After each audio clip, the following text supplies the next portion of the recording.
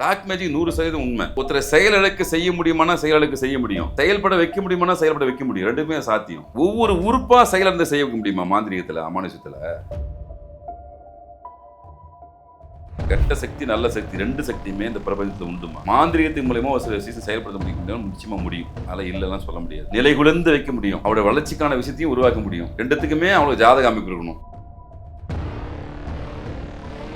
நிறைய குடும்பத்தில் இருதார அமைப்பு இருக்கும், ரெண்டு மனைவி சம்பந்தப்பட்டிருப்பாங்க, அபார்ஷன் நடந்திருக்கும், காலதாமதமான திருமணம் இருக்கும், குழந்தை இல்லாத தன்மை இருக்கும். ஒரே பரம்பரையில் ஒரு ஜென்ரேஷன் அண்ணன் நல்லா இருப்பாரு, தம்பி வேறு மாதிரி இருப்பாரு. இந்த தீய சக்தி கெட்ட சக்தின்றதும் நீங்க செஞ்ச விஷயம் விளைவுதாம்மா. இதே விஷயம் நீங்க போன போய் செஞ்சிருப்பீங்க. ஒரு பிரிவில் இதே விஷயம் நீங்க அவர் செஞ்சிருப்பீங்க. அந்த கொடுமையை நீங்க அவருக்கு அனுபவிச்சு வச்சிருப்பீங்க, ரசிச்சிருப்பீங்க. அதை பார்த்து அதுதான் நீங்க வந்து நிற்கும். அந்த இடுமருந்து பத்திலாம் கேள்விப்பட்டோம் சார். நீங்க அது என்னன்னா உங்களுக்கு டைஜஸ்ட் ஆகி வெளியே வராது, உங்க உடலுக்குள்ளேயே இருக்கும். கண்டிப்பா வந்து கெட்டது செஞ்சுக்கிட்டே இருக்கும். அப்படி அது வந்து கெட்ட கிருமியில உங்களுக்கு பரப்பினே இருக்கும். உயிருடைய பல பாகத்தை வந்து செயலுக்கு செஞ்சிடும். இடுமருந்தெல்லாம் உண்மை இன்னைக்கு வரைக்கும் இருக்குமா. இடுமருந்தெல்லாம் இல்லைன்னா சொல்ல முடியாது. ரெஃப்ளெக்ட் ஆன்மீகம் நேர்களுக்கு வணக்கம். இன்னைக்கு நம்ம கூட பாலாறு வேலாயுதம் சுவாமிகள் தான் இணைஞ்சிருக்கிறாங்க. அவங்க கிட்ட பேசுறதுக்கு நிறைய முக்கியமான விஷயங்கள் இருக்கு. வாங்க தொடர்ந்து பேசலாம். வணக்கம் சார். வணக்கம். இப்போ நம்ம வந்துட்டு கர்மா பத்தி நிறைய விஷயங்கள் பேசிக்கிட்டே இருக்கோம் சார். இப்போ நமக்கு எதனா ஒரு கெட்டது நடக்கணும் அப்படின்னா கூட, இப்போ இந்த சில பேர்லாம் சொல்றாங்க செய்வனை வச்சிடுறாங்க, ஏவல் வச்சிடுறாங்க, பிளாக் மேஜிக் பண்ணிடுறாங்கலாம் சொல்கிறோம். இப்போ ஒருத்தவங்களுக்கு வந்துட்டு அவங்களுடைய கர்மா நல்லா இருந்துச்சு அப்படின்னா இந்த மாதிரியான விஷயங்கள்லாம் கூட அவங்களை அஃபெக்ட் பண்ணாது அப்படின்னு சொல்றாங்க இல்லையா? இல்லைம்மா, இல்லை, அப்படி கிடையாது. பிளாக் மேஜிக் 100% உண்மை.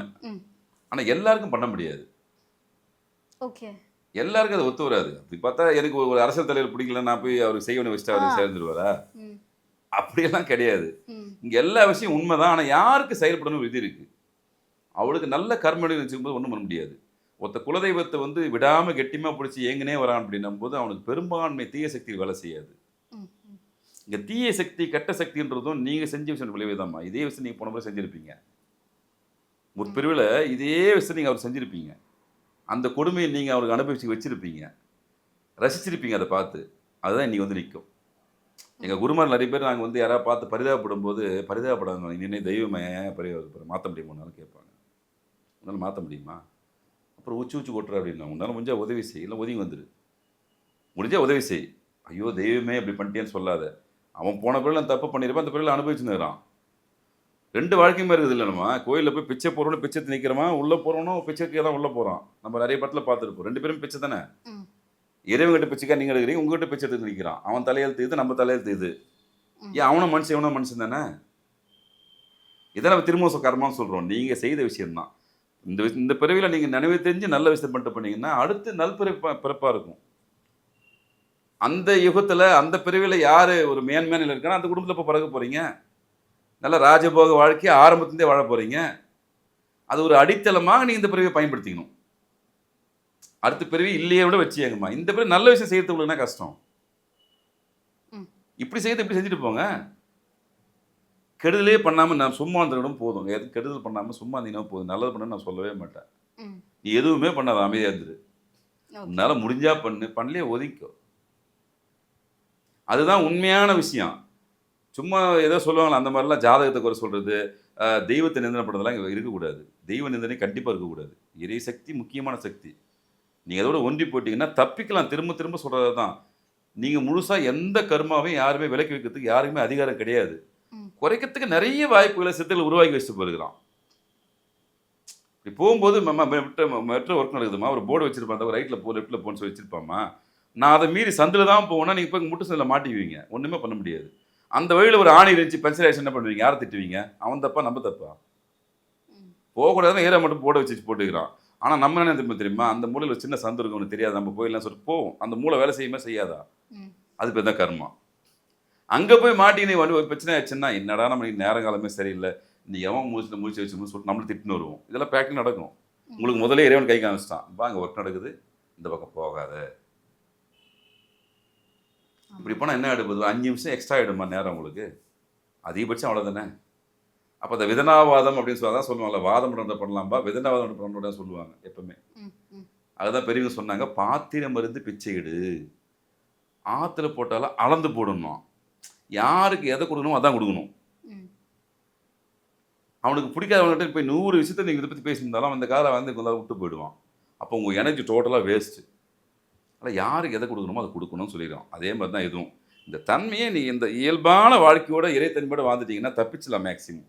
பெரிய துன்பம் வராமல் தப்பிச்சுக்கிட்டு தான் வழிமுறை காமிச்சிருக்கிறாங்க. துன்பமே வராமல் ஒரு வாழ்க்கை யாருக்குமே கிடையாது. எல்லா வகையிலும் அவனுக்கு ஒரு துன்பம் இருக்குமா. மிகப்பெரிய பணக்காரனாக இருப்பான், அவனுக்கு ஒரு சுகரோ மற்ற நோயோ இருக்கும், அனுபவத்தில் இருக்கும். நம்மளுக்கு தெரியுமா அது? அவர் பகட்டா ஆடம்பரமாக நீட்டாக இருப்பார், உள்ளுக்குள்ளே 4 வியாதி இருந்துச்சுன்னா யாருக்கு தெரியும்? வீட்டில் போய் கூழு கஞ்சி குடிச்சுன்னு இருப்பார், வெளியே போய் உள்ளே போய் உட்காந்து பங்களாவில் உட்காந்து. நமக்கு தெரியுமா? உடல் தோற்றத்தையோ மற்ற விஷயத்தையோ தோற்றத்தை வச்சு யாரையும் விடப்படக்கூடாது. பெரிய பங்களாவில் உட்காந்துக்கிறான்பா, சூப்பராக இருப்பான்பா, நம்மளுக்கு அந்த மாதிரி லைஃப் படிக்கலாம், நம்ம வேதனைப்படக்கூடாது. உள்ளுக்குள்ளே 1008 விஷயம் இருக்கும். நமக்கு இறைவனுக்கு கொடுத்துருக்காரு, இறைவா நன்றி, இப்படி தான் போனால் நல்ல சேஃப். Okay sir. நம்ம பிளாக் மேஜிக் பற்றி பேசியிருந்தோம் இல்லைங்களா? நீங்கள் சொல்லியிருந்தீங்க எல்லாரையும் அது தாக்கும் அப்படிங்கிறது கிடையாது அப்படின்னு சொல்லியிருந்தீங்க. அப்போ யாரை சார் தாக்கும்? அதுக்கு ஜாதக அமைப்பு இருக்குமா? என்ன அமைப்புகள்? நிறைய ஒரு விஷயம்லாம் சொல்ல முடியாது, பொதுவாக சொல்ல ஒரு சில விஷயங்கள். கண்டிப்பாக அந்த மாந்தி வச்சு ஒரு சில விஷயம் கணக்கு போடலாம். ஜாதகத்தில் மாந்தி தான் முக்கியமான கிரகம், பிரேத தோஷம் சொல்லுவோம். அந்த மாந்திக்கான விஷயம். அடுத்து ராகு. இந்த மாந்தியும் ராகுவும் தான் அதை தீர்மானிக்கக்கூடிய கிரகங்கள். சந்திரன் கெட்டு போச்சுன்னா ஒருத்தங்க மனசு கெட்டு போயிடுமா, அவனுக்கு கொஞ்சம் பாதி மென்டல் மாதிரி ஆகிடுவான். ஒரு சில கிரகங்கள் கெட்டு போச்சுன்னு வச்சுங்களேன். பிளாக் மேஜிக் 100% உண்மை.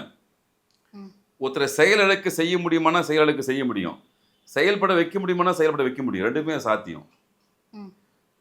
ஒவ்வொரு உறுப்பாக செயலிருந்து செய்ய வைக்க முடியுமா மாந்திரிகத்தில், அமானுஷத்தில்?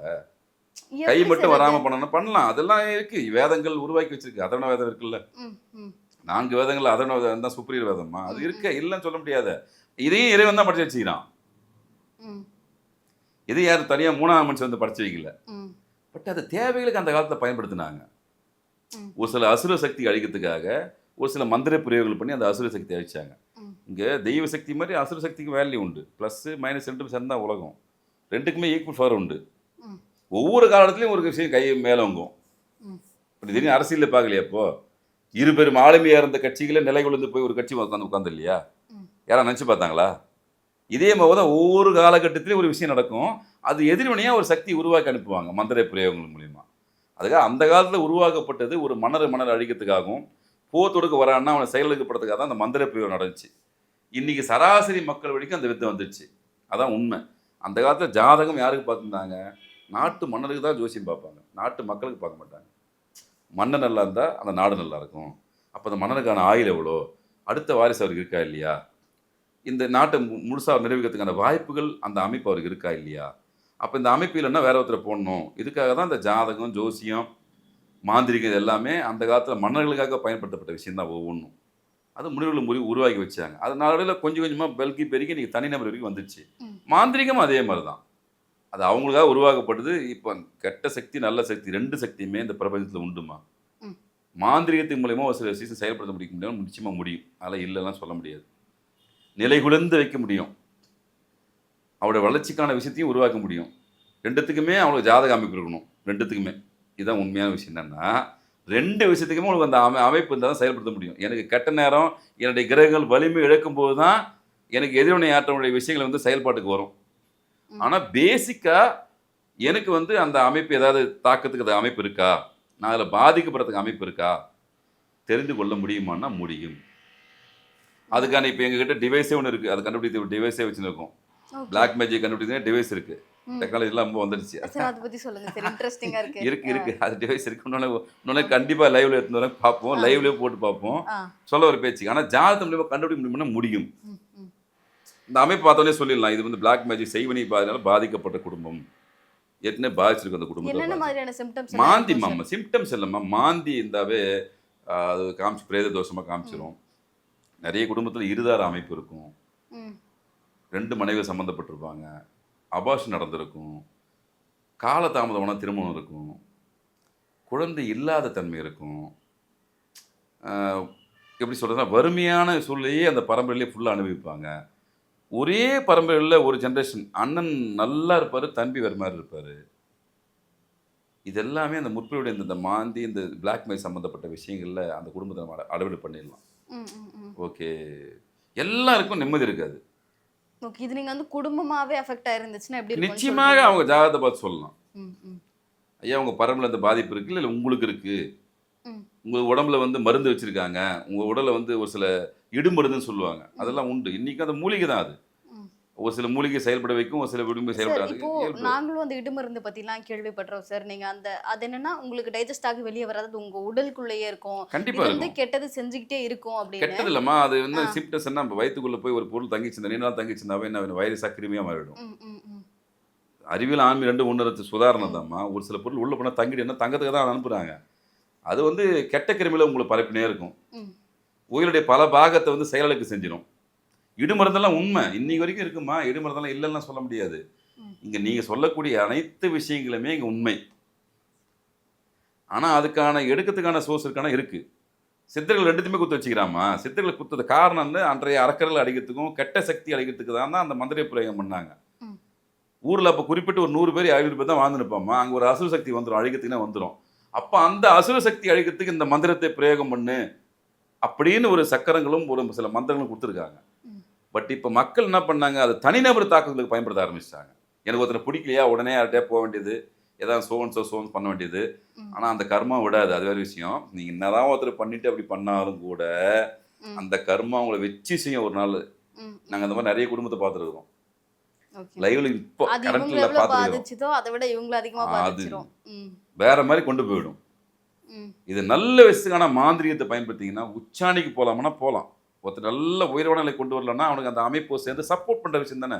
இப்ப நீங்க சொன்ன மாரி, ஏற்கனவே சொன்ன மாரி அவனுக்கு விபரீத அமைப்பு இருக்கு. இன்னும் ஆக்டிவேஷன் ஆகணும்னு வச்சுக்கங்களேன். ம். இந்த மந்திரங்கள் மூலியமாக அதரவண மேல தான் ஆக்டிவேஷன் பண்ண வைக்கலாம். பூஸ்ட் பண்ண வைக்கலாம். இப்போ மொபைலுக்கு என்ன பண்ணணும், நெட் கொஞ்சம் தீர்ந்து போச்சுன்னா உடனே நெட் கொஞ்சம் இப்போ ஆட் பண்றோம்ல. 5 ஜிபி போடுப்பா, 10 ஜிபி போடுறோம்ல. அதுக்கு எப்படி ஆப்ஷன் குடுத்தான்? இதே தாங்க மாந்திரீகம். பூஸ்ட் பண்ற விஷயம். ஒரு சோர்ஸ கிரியேட் பண்ணக்கூடிய விஷயம் உண்டான்னா உண்டு. அது நல்லதுக்கு பயன்படும்போது உண்மையிலேயே உங்களுக்கு உயர்வான ஒரு நிலைக்கு கொண்டு போக முடியும். ம். ம். நான் இப்போ சமீபத்தில சொல்றேன். நான் இருக்கிற ஒரு ஏரியால ஒரு இடம் வந்து சரிவே இல்ல. அந்த ஒரு சின்ன கடை இருந்தது. ஒரு டீ கடை இருந்தது. சரி, சுத்தமா அந்த டீ கடை ஓடாது. பார்த்தனே அந்த ஒரு 6 மாசத்துக்கு முன்னாடி இப்போ அங்க புது கடை வந்துருச்சு. நிக்கறதுக்கு இடம் கிடையாது அந்த கடையில. முக்கிற மாரி மக்கள் முக்கிறாங்க. நான் இதுக்குன்னே போனேன். என்னதான் நடக்குதுன்னு பார்த்துட்டு வந்தேன். கரெக்ட்டான வாஸ்து அமைப்பு கரெக்ட்டா பிளான் பண்ணியிருந்தாங்க. ம். ஒரு 2, 3 சக்கராஸ் கரெக்ட்டா மாட்டி வச்சிருந்தாங்க எந்திரங்கள. ம். அது ஜன ஆக்ரோஷ எந்திரம். ம். மக்கள ஈர்க்கக்கூடிய எந்திரம். நீங்க அந்த கடையில போய் ஒரு முறை ஏதோ ஒரு பொருள சாப்பிட்டு வந்துட்டீங்கன்னா, மறுபடியும் நீங்க அந்த கடைக்கு போறதுக்கான எண்ணம் தான் உங்க மைண்ட்ல வரும். ஓகே. அந்த பக்கம் போனாலே நம்ம அங்க போலான்னு. அங்க போனா எண்ணம் வந்துரும். அதுக்கு சக்கரங்கள் இருக்குது. எல்லா சக்கரம் வசீகர சக்கரம் உண்டு. அவங்க அத கரெக்ட்டா பிரயோகம் பண்ணாங்க. கரெக்ட்டா இன்னைக்கு சக்சஸ்ஃபுல்லா நடந்துருக்குது விஷயம். நல்ல விஷயத்துக்கு பயன்படுத்தலாமா, திரும்பவும் சொல்றேன். ஒரு வியாபாரம் சரியா நடக்கல ஒரு நிறுவனத்தில அப்படின்னா, ஒரு சில சக்கரங்கள், ஒரு சில மந்திரங்கள் வச்சு அத பிரயோகம் பண்ணி, அந்த வியாபாரத்த ஜனவசத்த அதிகப்படுத்தலாம். ம். இப்போ கோயிலுக்கே அந்த விஷயம் உண்டு. ஒரு நெறைய கோயிலுக்கெல்லாம் அந்த எந்திரங்கள பண்ணி குடுப்பாங்க. கோயில் நிறைய கூட்டம் வரட்டும், சாமிய நல்லபடியா கொண்டு சாமிய கட்டு போட்டுருவாங்க. அதுவும் உண்டு. கடவுளுக்கே கட்டு போட்டுருவாங்கம்மா. குலதெய்வத்தை கட்டு போட்டுருவாங்க. அது நீண்ட நாள் நீடிக்காது. ஆனாலும் போட முடியுமான்னா, மந்திரத்து மூலியமா முடியும். தெய்வம் மந்திரத்துக்கு கட்டுப்படும். அது நல்ல மந்திரமா, கெட்ட மந்திரமா அது தெரியாது. நீ சொல்லிட்டே நான் உன் கட்டுக்குள்ள வந்துருன்னு. ஆனா பொறுத்து பார்க்கும். அத வச்சு நீங்க அநியாயங்கள அதிகமா செய்யும்போது தான், அதுவே உங்களுக்கு திருப்பி சொல்லுவாங்க ஊர்ல. "அப்பா அந்த மந்திரக்காரன் திடீர்னு செத்து போயிட்டான்ப்பான்னு" சொல்லுவாங்க. என்ன காரணம்? நல்லது பண்ணி தான் அவன் மேல இருந்திருப்பான். அந்த தெய்வம் என்ன பண்ண, அந்த தேவதையும் ஒரு ஒரு 100 விஷயத்துக்கு உங்களுக்கு சப்போர்ட் பண்ணியிருக்கும். 100மே கெட்டதா இருந்துச்சுன்னு வச்சுக்கங்க, அந்த தேவதைக்கு கடைசியா கோவம் வந்துரும். என்ன வச்சு ம். இப்படிலாம் கொடுமை பண்ணிட்டியாடா? நானே இந்த பிறவிலேருந்து வெளிய போணும் தான் ட்ரை பண்றேன். என்ன மேலும் கர்மாவ ஆளாக்கிட்டு என்ன பண்ணும், அந்த உருவாகுன நிலைய அழிச்சிடும். ம். ஆனா இது நல்ல விஷயத்த பயன்படுத்தீங்கன்னா உங்களுக்கு அள்ளி அள்ளி குடுக்கும். ம். பரவால்ல. நல்ல நம்ம விஷயம் விஷயம். என்னென்ன மாதிரியான விஷயங்கள் ரொம்ப பண்ணலாம் நல்ல சார்? விஷயம். இப்ப கணவனும் பிள்ளைகளும் உறவு சீராகல. குடும்பத்தில ஒரு சண்டையா இருக்குது. அவங்க ஒரு இணக்கமா இருக்கிறதுக்கு பண்ணலாம். பிசினஸ்க்கு பண்ணலாம். தொழில் ரீதியா பண்ணலாம். ஒருத்தர் கல்வி சரியா வரல. கொஞ்சம் படிப்புக்கான விஷயத்துக்கு இந்த கிரகம்னு பார்த்துட்டு, ம். அந்த கிரகத்த பூஸ்ட் பண்றதுக்கான விஷயத்துக்கு ஒரு சக்கரங்கள ஏத்தி குடுக்கலாம். ம். எவ்வளோ நல்ல விஷயம் இருக்குதும்மா. அதுவும் அவ்வளவும் சாத்தியம் தான் அதுல. 2மே சாத்தியம் இங்க. அதுவும் இருக்கு. ஆனா அதுவும் இருக்கு. யார் எதை வச்சு பயன்படுத்துறாங்கன்றத பொறுத்து தான் அவனுக்கு அந்த கர்மா சேருமா இல்லையா. அதனால தான் அந்த காலத்துல வந்து ஒரு சில ஆளுங்கலாம் ஊருக்குள்ளேயே இருக்க மாட்டாங்க. வெளிய தான் இருப்பாங்க. ஏன்னா 10 விஷயம் அவன் நல்லது பண்ணாலும் ஏதாவது ஒரு விஷயம் கெட்டது பண்ண வேண்டிய சூழ்நிலைக்கு அவன ஆளாக்கிடும். அதனால மாந்திரீகம் உண்மையானா உண்மை, அதர்வண வேதம் உண்மையானா உண்மை, செய்வினை உண்மையானா உண்மை, இடுமருந்து உண்மையானா உண்மை. ம். ஆனா பயன்படுத்துற ஆள பொறுத்து எல்லாமே மாறுபடும். சார் இப்போ நீங்க கூட சொல்லியிருந்தீங்க ரொம்ப நாள் அதுல பாதிக்கப்பட்ட குடும்பங்களை நீங்க பார்த்துருக்கிறீங்க அப்படின்லாம் கண்டிப்பா. சொல்லி. இப்போ அவங்களெல்லாம் எப்படி சார் அதுல இருந்து வெளியே கொண்டு ரொம்ப வந்தீங்க? கஷ்டமா ஒரு சில விஷயங்களுக்கெல்லாம் தீர்வே கிடைக்காது. ம். அவனுடைய கர்மாவ முதல்ல பார்ப்போம். எப்பவுமே எந்த விஷயம் பண்ணுறதா இருந்தாலும் உண்மையான ஒரு ஒரு ஆன்மீகவாதியோ ஒரு மாந்திரிகரோ என்ன பண்ணுவாங்கன்னா அவங்களுக்கு ஒரு சில தேவதைகளை வச்சிருப்பாங்க. அதுக்கிட்ட உத்தரவு தான் செயல்படுவாங்க. இந்த விஷயத்த நான் செய்யலாமா வேணாம்னு உத்தரவு கேட்கணும் முதல்ல எந்த விஷயமா இருந்தாலும். ம். இதெல்லாம் ப்ராக்டிக்கலாக காலகாலமாக நடக்கிறது தான். நம்ம குலதெய்வத்திட்ட போய் ஒரு அனுமதி கேட்போம். இப்போ எனக்கே ஒரு விஷயம் எனக்கு என்னை மீறி நான் ஒரு விஷயத்த யோசிக்கிறேன், செயல்படுத்த போகிறேன்னா, நான் குலதெய்வத்திட்ட போயிட்டு கேட்டு வந்துருவேன். திருவுள்ள சீட்டா போட்டு கேட்டுடலாம். ஆன்மீக ரீதியா கேட்கறது ஒரு விஷயம். சராசரி மனுஷனா இருந்தா திருவுள்ள சீட்டு சொல்லுவாங்க. செய்யலாமா வேணாம் சீட்டு போட்டு எடுத்து பார்த்துடலாம். ம். அதில உண்மை தெரிஞ்சிரும். அந்த மாரி அவங்க ஒரு விஷயத்த எடுத்துக்கலாமா வேணாம்னு சொல்லிட்டு முன்னோர்கள் இதே மாரி எங்கிட்டு போன ஆட்கள் செய்வாங்க. இந்த விஷயம் எடுத்துக்கலாமான்னு. கர்மம் அதிகமா இருந்தா அது வேணாம்னு சொல்லிடும். செய்ய மாட்டாங்க யாரும். உண்மையான ஆளா இருந்தா என்ன பண்ணுவாரு? ஐயா இத எடுத்துக்கலையா நன்றி வணக்கம் போயிட்டு வான்னு சொல்லிடுவாங்க. ஓகே. அத நீங்க எடுக்கலாமா வேணாமாங்கிறதே நீங்க அவங்களோட எப்படிதான் முடிவு தெய்வம் பண்ணுவீங்க? தீர்மானிக்குமா, அவங்களுடைய கர்மா தீர்மானிக்கும். ஒரு ம். பேச்சு சொல்ல வரேன். இவ்ளோ அனுபவிச்சுட்டாரு.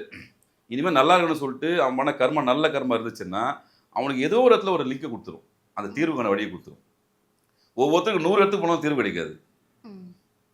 அப்பதான் அவன் கர்மா அளவு அதிகமா இருக்கும். அதுதான் திரும்ப திரும்ப சொல்றோம். நல்ல விஷயம் செய்யுங்க. அன்னதானம் செய்யுங்க. உங்க கர்ம வினைய குறைக்கக்கூடிய பெருமளவு குறைக்கக்கூடிய முக்கியமான விஷயம் என்ன? அன்னதானம் மட்டும் தான். ம். ம். எவ்ளோ பெரிய கர்மமா இருந்தாலும், அத குறைக்கிறதுக்கான அதிகபட்ச வலிமை. ம். எல்லாத்துக்கும் வலிமை உண்டு. உச்சபட்ச வலிமை எதுக்குடான்னா அன்னதானத்துக்கு மட்டும்தான். அன்னதானமே பிரதானம். இட்டார் பெரியோர், இடாதார் இழிகுலத்தோர். ஔவையார் சொன்ன விஷயம். அத தாண்டி உங்களுக்கு கர்மாவ குறைக்கக்கூடிய விஷயம் வேற எதுவும் இல்லன்னு முன்னோர்கள் சொல்லியிருக்காங்க. ம். குறைக்கிறதுக்கான அற்புதமான வாய்ப்பு அன்னதானம் மட்டுமே. Okay sir. நெறைய விஷயங்கள் வந்து பகிர்ந்துக்கிட்டீங்க. இது பார்க்கக்கூடிய ஆடியன்ஸ்க்கு வந்துட்டு நெறைய விஷயங்கள் தெரிஞ்சிருப்பாங்க இந்த காணொளி மூலமா அப்படின்னு நாங்க நம்புறோம் சார். உங்க நேரத்துக்கு ரொம்ப நன்றி சார். நன்றி.